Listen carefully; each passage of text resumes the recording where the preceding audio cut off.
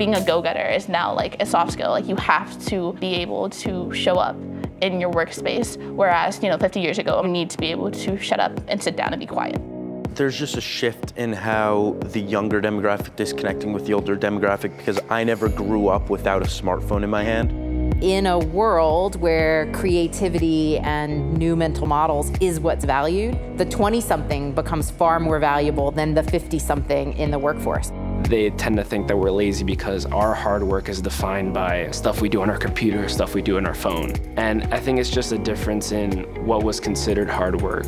The new model that Gen Z is going to continue to push is no longer the idea of work-life balance, and however, the idea of work-life blend. We're working life for 24 hours a day, 7 days a week. I think that we will come work for corporate companies, whether it be earlier stages of our career or for a whole career, but on the side, we'll be doing these other entrepreneurial things. Most Gen Zers are going to have a side hustle to some extent. We know that over half of Gen Z says that they'd love for their hobby to become their full-time job.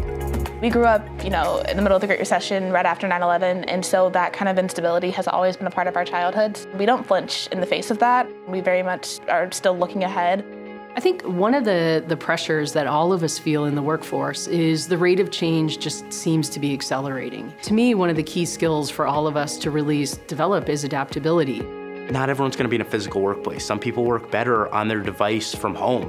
I think if you're getting your assignments done, who cares where you are? If I work best at 2 a.m. in my pajamas in my bed, so be it.